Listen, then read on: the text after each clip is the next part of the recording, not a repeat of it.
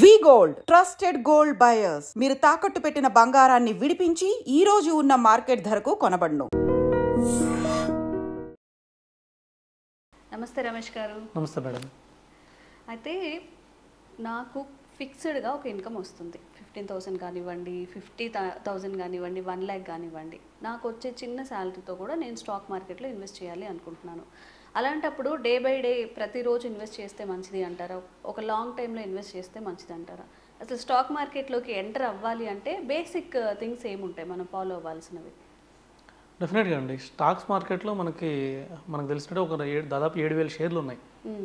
Share market 7,000 shares. ఇందులో తీరా చూస్తే మనకు ఒక 1000 షేర్లే మంచివి. ఓకే. ఒక 6,000 షేర్లు మనకు కొద్దిగా రిస్క్ షేర్స్.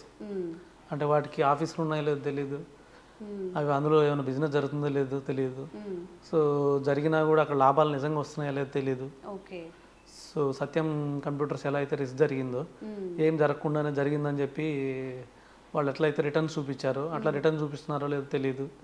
కొంతమంది ఏం చేస్తుంటారంటే ఆపరేటింగ్ షేర్స్ ఉంటాయి. సో వాళ్ళే అక్కడ ఏం జరగదు, ఏదో software company ABC software company అని పెట్టేస్తారు. పెట్టేసి ఏబిసిడి సాఫ్ట్వేర్ కంపెనీ అని పెట్టేసి అక్కడ ట్రేడింగ్ అక్కడ ఏదో సాఫ్ట్వేర్ జరుగుతున్నట్టు అన్నీ చేసేదను దాన్ని ఆపరేట్ చేస్తారు. వాళ్ళే కృత్రిమంగా కొంటారు ఆ షేర్స్ని. కొనేదను రేట్ పెంచుకుంటూ వెళ్తారు, కొంచెం కొంచెం హై రేట్కి పెంచుకుంటూ వెళ్తారు. పెరిగినప్పుడు కొద్దిగా రిజల్ట్స్ కూడా ఫేక్ రిజల్ట్స్ ఇస్తారు. ఇచ్చినప్పుడు ఏమవుతుందంటే అరే ఈ కంపెనీ రిజల్ట్స్ బాగున్నాయి, షేర్ బాగా పెరుగుతుందని మనలాంటి వాళ్ళు కొత్తగా వచ్చిన వాళ్ళు ఇన్వెస్ట్ చేస్తారు. ఇన్వెస్ట్ చేసినప్పుడు ఏమవుతుందంటే అందరు ఇన్వెస్ట్ చేస్తారు. అది ₹2 ఉండే షేర్ ₹10 అవుతుంది. అప్పుడు వాళ్ళు మొత్తం అమ్మేసుకుంటారు. వాళ్ళు ఏం చేస్తారంటే రూపాయి నుంచి ₹2 దాకా కొంటారు. తర్వాత కొద్దిగా క్రియేట్ చేస్తారు. 1 మంత్లో ₹1, ₹2 అయింది, ₹3 అయిందని క్రియేట్ చేస్తారు. అంటే ₹1, ₹3 అయిందంటే 3 times పెరిగినట్టే. సో అందరూ అలా అది చూసి అందరూ ఇన్వెస్ట్ చేయడం మొదలు పెడతారు. అది ₹10 దాకా వెళ్ళిపోతుంది. వెళ్ళిపోయిన తర్వాత వాళ్ళు అమ్మేసుకుంటారు. వాళ్ళకి యావరేజ్ ₹2 పడుతుంది షేర్కి. వాళ్ళు ₹10లో అమ్మేసి బయటపడతారు. సో వాళ్ళు అమ్మేటప్పుడు ఏమవుతుందంటే వాళ్ళ దగ్గర చాలా క్వాంటిటీ ఉంటాయి. ఇది ₹1, ₹2 కాబట్టి వాళ్ళ దగ్గర కొన్ని కోట్ల క్వాంటిటీ ఉంటాయి. ఈ సడన్గా అంత అమ్మేళ్ళకి ఒక్కసారిగా షేర్ మీద ప్రైజర్ పడిపోతుంది. ప్రెషర్ పడిపోయి అది మళ్ళీ ₹10 నుంచి మళ్ళీ ₹1కి వస్తుంది, తర్వాత 0 అయిపోతుంది. ఇలాంటి షేర్స్ ఎక్కువ ఉన్నాయి. అంటే మంచి షేర్స్ కన్నా ఇలాంటి షేర్స్ ఎక్కువ ఉన్నాయి మార్కెట్లో. సో అందుకనే షేర్ మార్కెట్కి వచ్చేటప్పుడు చాలా జాగ్రత్తగా మార్కెట్లోకి ఇన్వెస్ట్ చేయాలి. ఫస్ట్ థింగ్ ఏంటంటే నాలెడ్జ్ లేని వాళ్ళు ఎస్ఐపి ద్వారా ఇన్వెస్ట్ చేయాలి. సిస్టమేటిక్ ఇన్వెస్ట్మెంట్ ప్లాన్ ద్వారా ఇన్వెస్ట్ చేయాలి. ఎందుకంటే ఒక ఫండ్ మేనేజర్ ఉంటారు, ఆయనకి ఎక్స్పీరియన్స్ నాలెడ్జ్ చాలా ఎక్కువ ఉంటాయి. ఆయన ఏంటంటే ఇలాంటి షేర్లో పెట్టకుండా ఏదైతే మనం అనుకున్న 1000 షేర్లో మన అమౌంట్ ఉండేటట్టు చూస్తాడు. ఆయనకు కావాల్సింది ఒక 50 షేర్లు. ఈ 1000 షేర్లలో మంచి షేర్లు మళ్ళీ వాటిలో కూడా ఫిల్టర్ చేసి ఒక 50 షేర్లు ఆయన ఎన్నుకుంటాడు. మళ్ళీ ఇందులో కూడా ఆయన బాగాలేకపోతే మళ్ళీ కొన్ని మారుస్తూ ఉంటాడు. బాగున్న షేర్స్ని మళ్ళీ తీసుకుంటూ ఉంటాడు, బాగలేని షేర్ని తీసేస్తూ ఉంటాడు. ఇలాగ నిరంతరం మార్కెట్ ముందే ఉంటారు. సో మనం ఏంటంటే ఏదో ఒక జీతానికి ఎంప్లాయీగా ఉంటాము, లేదంటే చిన్న బిజినెస్ నడిపిస్తూ ఉంటాము, వాటిలో బిజీగా ఉంటాం మనం. సో మనం మార్నింగ్ మార్కెట్ స్టార్ట్ అయ్యేది 9:30కి, 9:15కి మార్కెట్ స్టార్ట్ అయ్యి 3:30 క్లోజ్ అవుతుంది. సో ఈ టైంలో మనం బిజీగా ఆఫీస్లో బిజీగా ఉంటాం. మనం ఆ షేర్ సైజ్ చూడం. సో 3:30 తర్వాత లేదా మనం ఈవినింగ్ 5 తర్వాత 6 తర్వాత జాబ్ ఫ్రీ అయిన తర్వాత చూసుకుంటే ఆ షేర్ పడిపోయి ఉంటుంది. అదే ఫండ్ మేనేజర్ అనుకోండి, సిస్టమ్ ముందే ఉంటాడు, వాళ్ళు సజెస్ట్ చేస్తూ ఉంటారు, రీసెర్చ్ టీమ్ ముందు వాళ్ళ మార్కెట్ ముందే ఉంటారు. ఏమైనా నెగిటివ్ న్యూస్ వస్తే ఎమ్మటే అమ్మేస్తారు. మనం ఈవినింగ్ చూసుకుంటాం, అది బాగా పడిపోగానే ఎందుకు పడిపోయిందని అప్పుడు న్యూస్ చూస్తాం.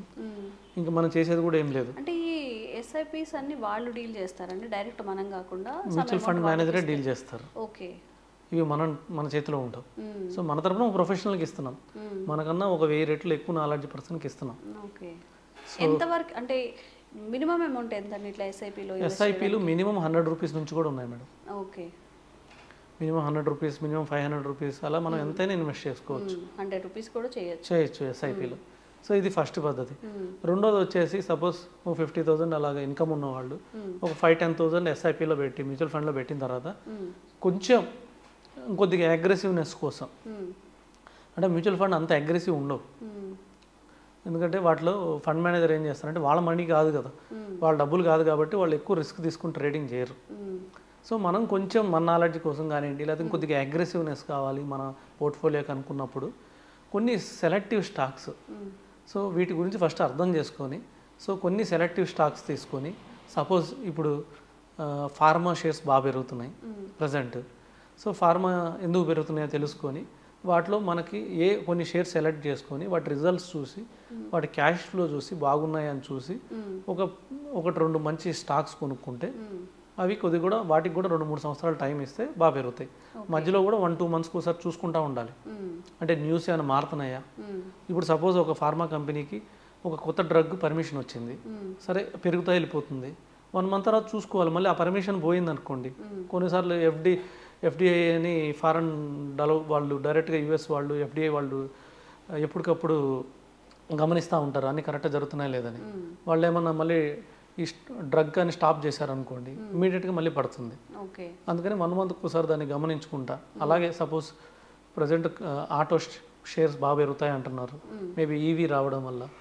సో అన్నీ కొత్త మోడల్స్ వస్తున్నాయి, సో ఈవీ రావడం పెరుగుతున్నారు. సో వీటిలో ఏది బాగుంటాయి, సో ఏవి అందుబాటులో ఉన్నాయి, ప్రజలకు కావాల్సింది ఏది, సో వేటికి సేల్స్ ఎక్కువ పెరుగుతున్నాయి, ఇవి గమనించి ఒక మంచి స్టాక్ సెలెక్ట్ చేసుకుంటే అది కూడా పెరిగే అవకాశం ఉంది. దానికి కూడా లాంగ్ రన్లో ఎవ్రీ 3 మంత్స్కి క్వార్టర్లీ రిటర్న్స్ ఇస్తుంటాయి, అవి ఒకసారి చెక్ చేసుకోవాలి. ఇప్పుడు నెక్స్ట్ బడ్జెట్లో కన్జంప్షన్ థియరీ అన్నారు.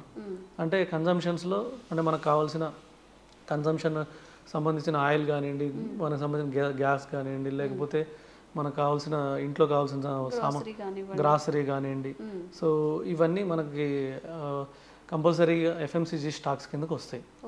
సో వీటిలో కన్జ్యూమబుల్స్ గూడ్స్లో వీటిలో మనకి ఏవి బాగా పెరుగుతున్నాయి, సో వాటిలో ఎక్కువ రిజల్ట్స్ ఎవరికి ఉండే అవకాశం ఉంది, అవి తీసుకొని వాటిలో కొంచెం మనం ఓన్ రీసెర్చ్ చేసుకోవాలి. లేదంటే మనం బ్లైండ్గా పెట్టామనుకోండి అది మళ్ళీ పోయే అవకాశం ఉంది.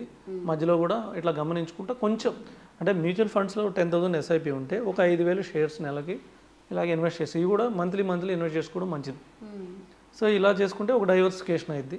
అంటే మొత్తం మ్యూచువల్ ఫండ్లో పోకుండా కొద్దిగా షేర్స్లో ఉన్నట్టు షేర్స్ కొద్దిగా అగ్రెసివ్గా ఉంటాయి. సో వీటిని కొద్దిగా జాగ్రత్త చేసుకుంటే కొద్దిగా ఎక్కువ మ్యూచువల్ ఫండ్ కన్నా కొద్దిగా ఎక్కువ రిటర్న్ వచ్చే అవకాశం ఉంది. కాకపోతే వీటికి టైం ఉండాలి, కొద్దిగా నాలెడ్జ్ ఉండాలి, కొద్దిగా రీసెర్చ్ చేసుకుంటూ ఉండాలి. ఎవ్రీ క్వార్టర్లీ రిజల్ట్స్ మనం చూసుకుంటూ ఉండాలి. మనం కొన్న షేర్స్ అన్ని షేర్స్ అవసరం లేదు, మన దగ్గర ఉన్న షేర్స్కి క్వార్టర్లీ రిటర్న్స్ ఎలా వస్తున్నాయి అవి చెక్ చేసుకుంటే డెఫినెట్గా కొద్దిగా మంచి రిటర్న్ వస్తుంది. మనకు కూడా ఏంటంటే ఇలా మంత్లీ కొన్ని షేర్స్ కొనడం వల్ల మనకు కూడా ఏమవుతుందంటే కొంచెం దాని గురించి తెలుసుకోవాలని సో ఎగ్జైట్మెంట్ కానివ్వండి కొంచెం లెర్న్ చేస్తాము. రిటర్న్స్ వస్తున్నాయంటే కొంచెం కాస్త కష్టపడడానికి కూడా ఇష్టపడుతూ ఉంటారులేండి డెఫినెట్గా. సో కొంచెం అవగాహన పెరుగుతూ ఉంటుంది. ఎప్పటికైనా ఫైనాన్షియల్ నాలెడ్జ్ అందరికి ఉండాల్సిందే. సో ఆ విధంగా ఫ్యూచర్లో ఇది కూడా లాంగ్ టర్మే. సో ఒక 10 years 15 years time. So last 10 yearsలో 10 రెట్లు అయిన స్టాక్స్ చాలా ఉన్నాయి, కానీ 10 years పాటు ఆ స్టాక్ని పట్టుకొని ఉన్న వాళ్ళు చాలా తక్కువ మంది ఉన్నారు. సో అలాగా మనం 10 years అని ఒక స్టాక్ మీద మనం తీసుకొని ఉంటే దానికి 1-2 years బ్యాడ్ టైం ఉంటుంది, స్టిల్ మంచి రిటర్న్ వస్తుంది. థ్యాంక్ యూ అండి. Thank you madam.